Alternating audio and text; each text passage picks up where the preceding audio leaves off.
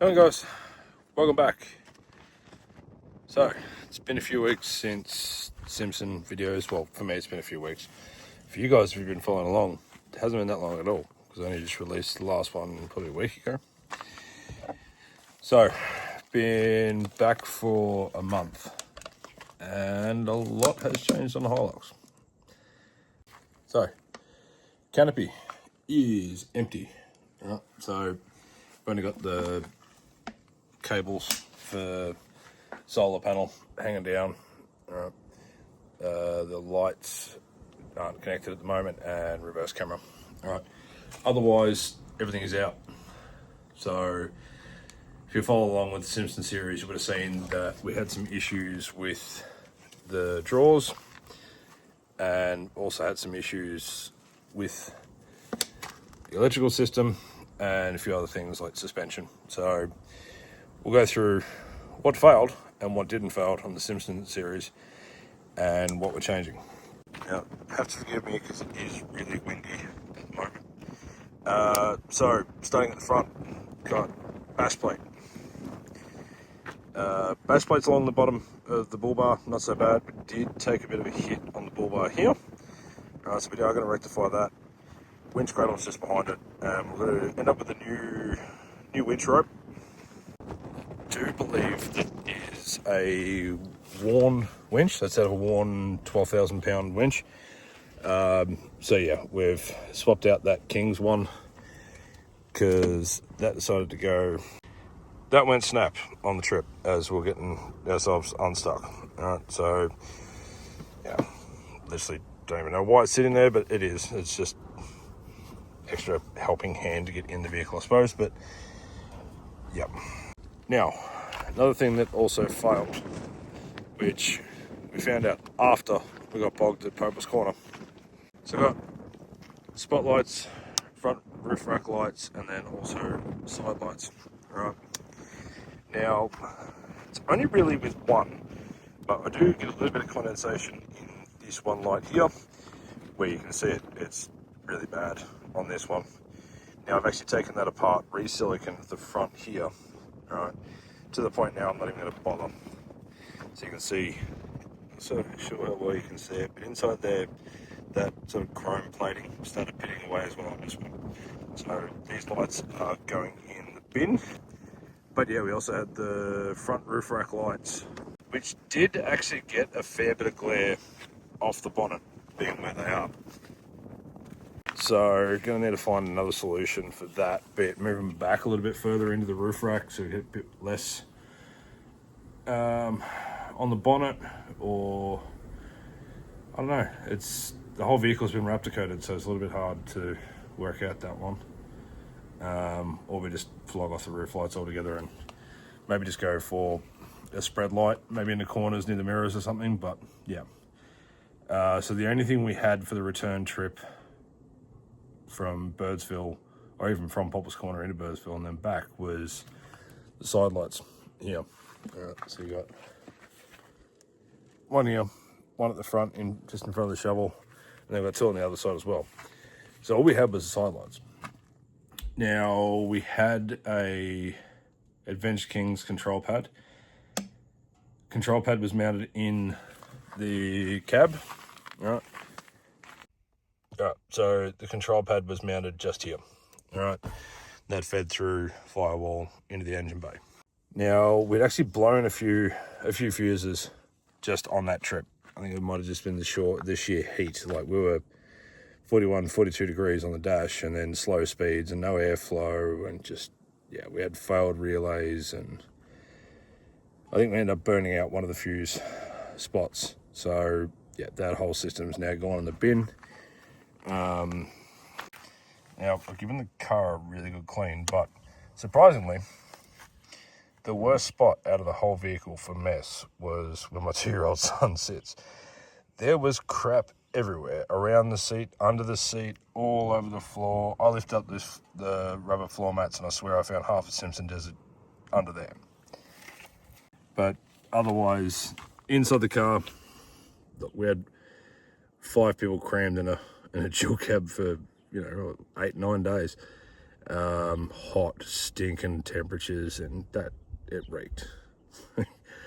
Yeah, so that's been fun trying to get that smell out of sweat and food and mud from when we got bogged, and yeah, but we got there. So we'll come back to the canopy. So still got the wiring there because obviously we do have a fair bit to go back in to canopy eventually. Now I have isolated the solar. All right, so solar power is not going to trip on anything. Now I've got over here, I've got the input for BCDC chargers, and also got a battery link that runs off. There's a relay just there, the OEX relay. Now that was fed off my Red Vision system, so I'd activate that through the TVMS Rogue to link the two batteries if I needed to. All right, that's going to go back in. That's 100% definitely going back in. So we're just going to find a different way of how we're going to wire things, and we've had a bit of a change. So electrical panel was here. All right, that's gone.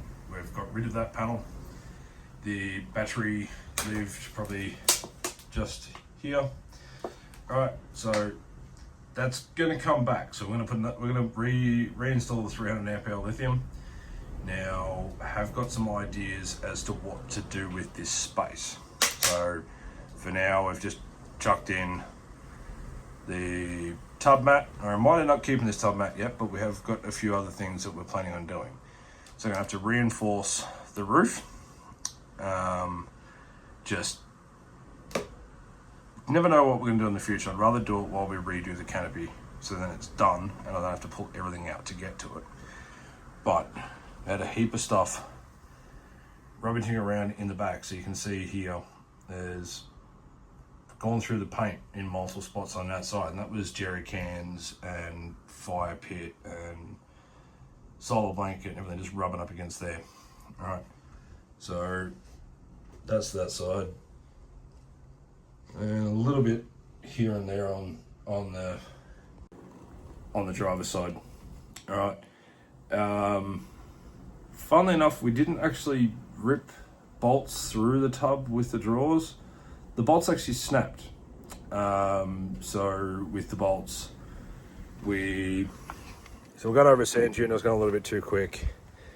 Tire pressures might have been a little bit too high as well, and I come up over the sand dune. Actually got airborne on the front wheels and come down hard, which leads me to my next thing. But the bolts actually snapped and lifted the drawer system up off the tub, brought it back down, but the false floor wedged in between. So that was the issue that we had there. Okay, so alrighty, so had issues with the front shocks, so that's in and been replaced. So we end up down the bottom where it mounts to the lower control arm. There's a bush in there, and what actually happened was that failed dramatically, and I'll actually put a clip up here. But yeah, the bush itself failed. Now that was driver error. It's not the gear. I was going too fast up over a sand dune. Tire pressure was still a bit too high. It was the second attempt at the same sand dune. I got airborne coming up over the top of it. So yeah, we managed to make it. That was on the Madigan line coming down, I believe it was coming down the Hay River track, and we still managed to make it into Birdsville and then back across the Simpson. So yeah, took that in, got it looked at. Turned out the bushes were gone, so we went to replace the bushes, but then there was damage on the inside of the eye where the bush goes in, so we just threw them in the bin. So for now, we just got some replacement shocks, exactly the same that were given to me. These ones are going to have a bush replaced soon. Now I've got them sitting in the workshop just when I get time. Yeah, so it's one of those things. We're upgrading to a more heavy duty bush, just with the GVM upgrade and with how I drive and how much weight we've got. It's just constant weight, so we're gonna have to replace those bushes as well. But apart from that, suspension handled pretty well. That's pretty much it. Damage-wise, we didn't really get a lot in the way of mechanical. Inside the canopy got really hot to the point that the electrical system wasn't working too well, so we had to find a new spot for that. You know, bull bar copped a bit of a hiding. The paint was amazing.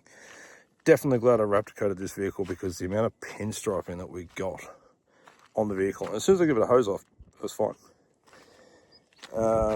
Coming across Popple's Corner, again, put a little thing in here.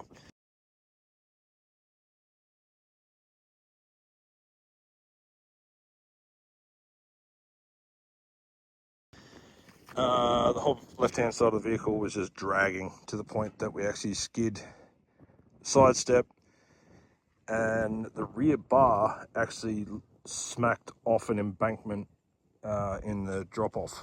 All right, so the rear bar took an impact in the corner here.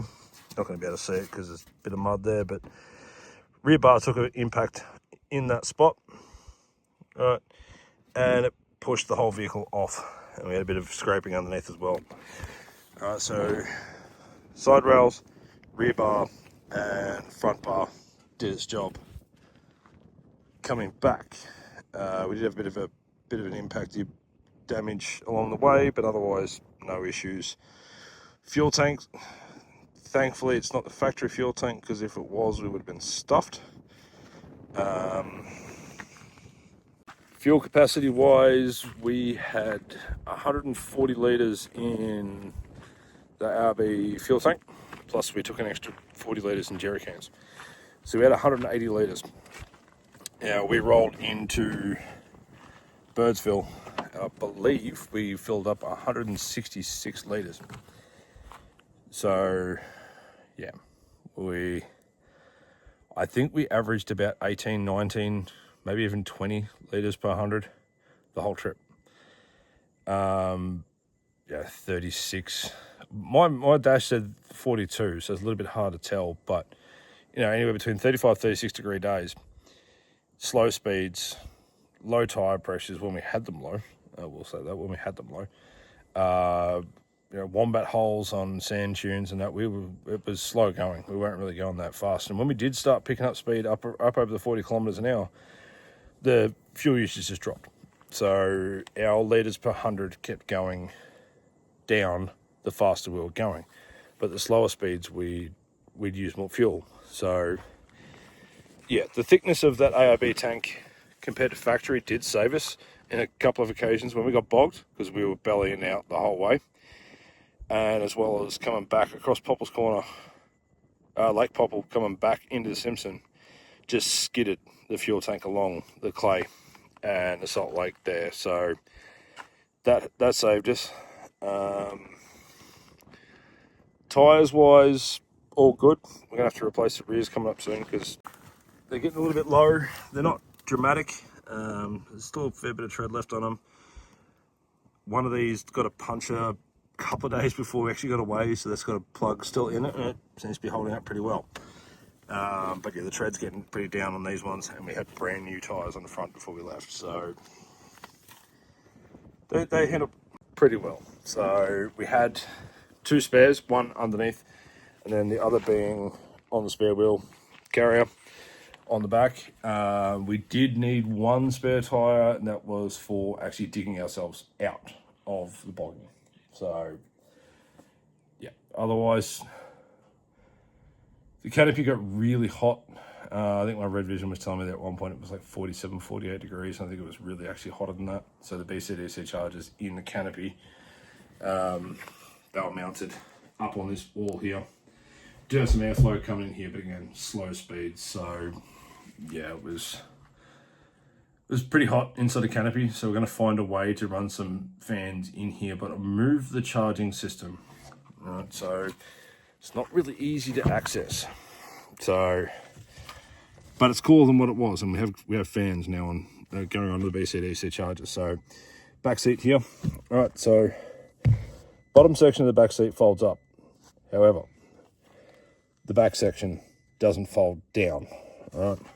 Now, you're not going to be able to see it, but in behind the back seat here, we've got plenty of room in behind here. All right. So I've actually mounted the two BCDC chargers, battery monitor, what else have I got behind there? On a test panel at the moment, making sure it works, making sure the heat's fine in there because we get leading into summer. And I'm also going to install, we had a 3,000 watt inverter in the canopy. We're going to go, we've been given a 700 watt, I believe it is.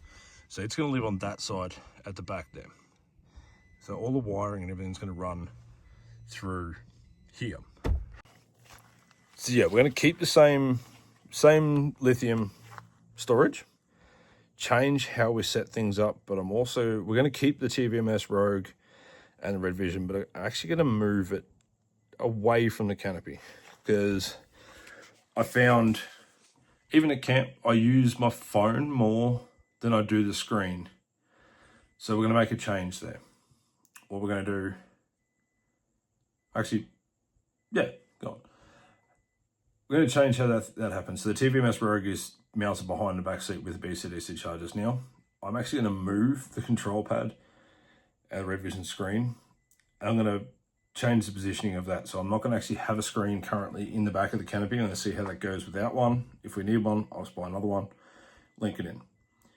But, so we're going to have the inverter in the back. That's going to be switched on via the TVMS, which will then run the Starlink up on the roof.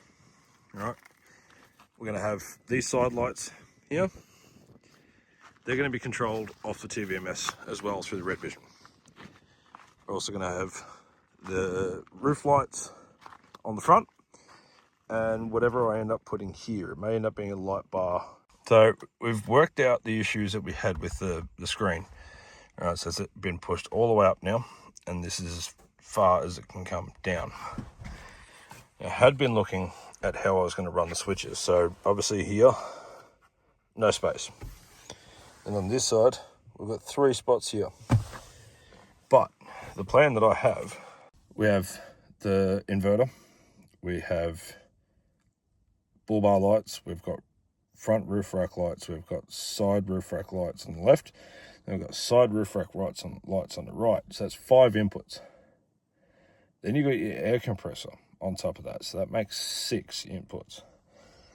It made more sense to actually remove the sunglasses holder area altogether. So on the camera, it does take a tiny little bit off this screen here for the full-time reverse camera, but the plan is notch out sunglasses holder, all right, mount the Red Vision screen there, because the only thing I actually use it for is to hold the winch controller, all right? So the winch controller lives up there full time. So that's where the Red Vision is going to go, and it solves the issue that we have in regards to the switches. I'm also looking at an option. So we've got the Anytime Diff Lock mod that we did there we used air on board for that. The factory rear locker switch, which does nothing. So that'll end up going in the back here. We may end up being able to get rid of this rear locker override switch as well and activate that through the TVMS and the Red Vision as well. But then we're still going to have not enough switches. So, yeah. There's plenty of changes. So, I don't know. You may see some of it, you may not see some of it. I think a lot of it's going to be done behind the scenes, just based on the fact that it's going to be when I have time. So, we're starting to come into summer now. It's the start of November. The first week of November. So, temperatures in Alice Springs are increasing daily. So we're hitting mid 30s, late 30s at the moment, and next month it's going to get higher again into the 40s. So going to do a little bit in the afternoons when it's cooling off a little bit. Weekends, just going to spend with the family. I'm not going to do any major drastic changes with the Hilux. Just plod along with it bit by bit, and then we'll work out what's going on from there. But yeah, we did learn a bit with what failed and what didn't fail, and surprisingly mechanically we were fine apart from the shock absorbers, and that was my own issue. I was driving too quick and driver error. So we'll wear that one. Otherwise, mechanically, it was fine. But yeah, so thanks for watching, guys. That's a bit of a up-to-date with what's going on with Hilux and how it fared going across Simpson Desert, and where we're up to and what we're going to be doing moving forward. So there's a few changes. A couple of big changes in it. So that'll be interesting come, I believe it's probably going to be about April of next year when it starts cooling off again. So then we're leading into winter and the cooler months, and Fink next year is going to be, got a plan for Fink next year. So that'll be interesting. But thanks for watching, guys. We'll keep you up to date. But we are going to get out and about and explore around during the summer. It's just going to be, not really going to be camping. It's going to be too bloody hot for camping, so we're just going to get out and do day trips and out and about. But take it to a few places you wouldn't have never seen before. Like at the moment, sitting up on top of ranges outside home. So you've got Mount Gillen just over here, which is the gap as you drive into Alice Springs, just down over there, right? And then where we are at the moment, I just had to drive up this, they call it Widowmakers, so you've got multiple different spots here. Alright, but this is only just on my doorstep from home, so I just drive around the track a little bit and I'm just here. So little places like this, getting out, go for a drive up into the hills and go out in the West McDonald Ranges. I think there's still a bit of water getting around in Fink River, so I might even take the kids for a swim and whatever you, but we'll be getting out, we'll be doing stuff. Just because we're working on the car doesn't mean we're not going to be able to do things. So, but yeah, thanks for watching, guys. We'll catch you in another episode.